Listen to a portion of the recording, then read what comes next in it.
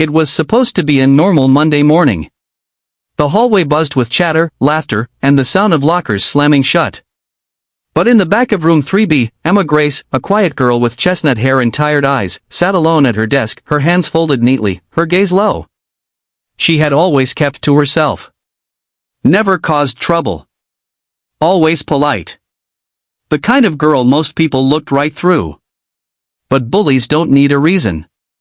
And today, they went too far. The air shifted the moment the three walked in: Caleb, Megan, and Tyler. They were the loud ones. The confident ones. The ones who made others laugh at someone else's expense. Caleb had a cruel smirk that could cut deeper than any insult. Megan's giggle was toxic. And Tyler? He was the muscle behind the meanness.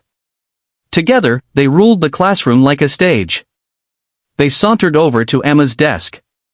"Hey, Mouse," Megan sneered, her voice full of sugar-coated poison. Emma didn't respond. Just like always. But silence doesn't protect you forever. In one sudden move, Caleb reached forward and yanked at Emma's shirt. The seams tore. Threads popped. Gasps exploded around the room like fireworks. Her shoulder was exposed, along with a long, faded scar that trailed down her collarbone. The room froze. Some students snickered. Others turned away in shock. But no one spoke. Except Emma. For the first time, she stood. Her breath was shaky, but her voice wasn't. "Don't touch me," she said.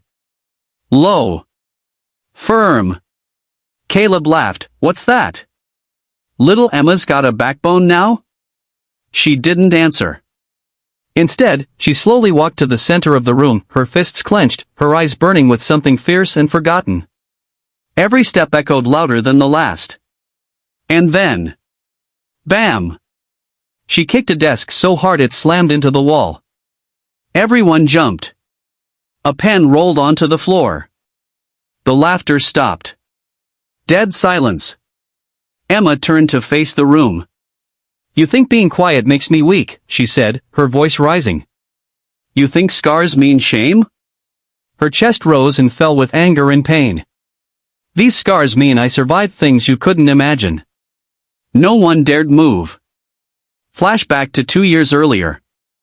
Emma had been in a car crash with her mother. A rainy night. A drunk driver. Her mother didn't survive. Emma had been pulled from the wreckage, broken ribs, torn skin, and a silence that settled deep in her soul. Since then, she never spoke much. Not because she was shy, but because no one listened when she did. Back in the classroom, her voice trembled, but only for a second. "People carry pain you can't see. Scars you can't feel. I show mine and you laugh. What about the ones you hide?" Caleb looked down. Megan swallowed hard. Tyler shifted his weight. Then, Mrs. Daniels, the English teacher, walked in. She had seen everything from the door. Silence met her like a wall. Her eyes scanned the scene: the torn shirt, the shocked faces, the kicked desk, and finally, Emma standing tall in the center like a storm that had just passed. "Emma," she said softly, "would you like to come with me?" Emma nodded. But before she walked out, she turned and said just one thing more. "I'm not the one who should be ashamed today." What happened after became school legend. Emma didn't get suspended. The school counselor offered support.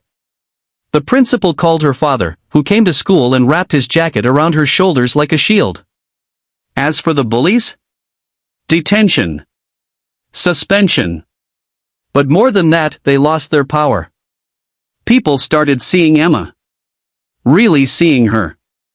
In the weeks that followed, Emma began to change. Not overnight, but slowly. She joined a self-defense class. She started journaling. She spoke in class. She made a friend of Lily, who had once been too afraid to speak up herself.